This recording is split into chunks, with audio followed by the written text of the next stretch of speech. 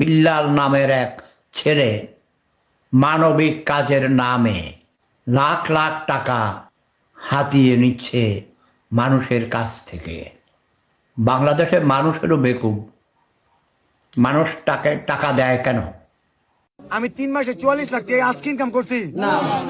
উমর এসব নিয়ে তখন কি ভিডিও পারতো না বানাইতে?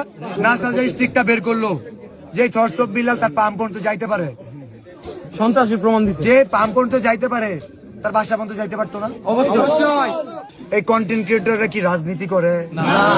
তাদের ভিতরে এত দলাদলি কেন থাকে? কিছু গ্রুপ আছে, আপনারা দেখবেন উমরের সাথে এর আগে নাসা মিট করছিল, দেখা করছিল, জানেন কিনা? জি জি দেখছি আমরা। এদের সাথে এদের সম্পর্ক আছে। আমি কি আজকে ভাইরাল হইছি? না ভাই। আমি 3 মাসে 44 লাখ টাকা আজকে ইনকাম করছি না। উমর এসব নিয়ে তখন কি ভিডিও পারতো না বানাইতে? জি পারতো কিনা? জি ভাই পারতো। আমারে যদি মনে করেন পাগলামি, তাহলে এই পাগলামি বহু আগের থেকেই চলে। একজন থটস অফ বিল্লাল একদিনে হয় নাই, আজকের এই ভালোবাসা একদিনে পাই নাই। প্রত্যেকের সাথে আমি কেন বলছি উমরের নিরাপত্তা জনিত সমস্যা আছে, কারণ এই জন্যই, কারণ আমার ভালোবাসার মানুষ ওটা দেখছে। আমি কি উমরে কইছি তোরে আমি কিছু করব না? তুই আইস। এইবারও কিন্তু আমি খুব সুন্দর ভাবে বললাম, জুয়েল ভাইরে বললাম যে ভাই এটা কোনো চ্যালেঞ্জ না। রিকোয়েস্ট রইলো ভাই, আপনাদের যে ফ্যান বেস আছে ওই ফ্যান বেস গুলো যদি অসহায় মানুষের পাশে দাঁড়ায় তাহলে এই দেশে অনেক ভালো কিছু হইব। আপনাদের কাছে রিকোয়েস্ট রইলো ভাই, আপনারা মিল্লা যান আর অসহায় মানুষের পাশে দাঁড়ান।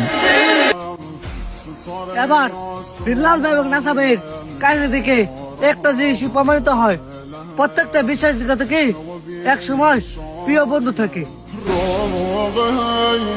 ভাইরে ভাই, 6 মাস আগের বিল্লাল আর এখনকার বিল্লাল এক নাই। ওখানে তো আমিনার নাসা ছিল, যদি আমি হইতাম বা বরিশালের কেউ হইতো, আমিনার নাসা তো কুদ্দে থাবড়াই টেবড়াই ছাড়ছে। আমরা তো ডাইরেক্ট আর হবু বইয়ের ভবিষ্যৎ পাশে টোক্কা মারতাম। মানে বিল্লাল,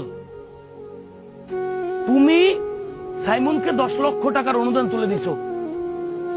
এই 10 লক্ষ টাকা বাংলাদেশে নজিরবিহীন অন্য কোন ক্রিয়েটর পারছে কিনা আমি আমার লাইফে দেখি নাই, যে একজন রোগীর জন্য 10 লক্ষ টাকার ফান্ড কালেক্ট করে দিছো, তার 47 ঘন্টায়। তুমি ভাবতে পারো যে তুমি কত বড় কাজ করছো? তারপর তুমি মায়ের কেন খাবা? তোমার কেন ডলপিটি? তুমি গেছোই মায়ের খাইতে। তুমি নাসার বাপ নিয়ে কথা বলো, মানে তুমি চাইতেছো যে তুমি সোশ্যাল মিডিয়ার রাজা আর সব তোমার আন্ডারে থাকবে। সম্ভব না রে দাদা, এই যুগে কেউ আপন বড় ভাইরই মানে না। তুমি কোন বাল? যার যা খুশি বলতে পারে, এগুলা নিয়ে আমি কখনো মাথা ঘামাই না, কারণ আমি জানি যে কুকুর বেশি ঘেউ ঘেউ করে সে কুকুর কখনো কামড়ায় না।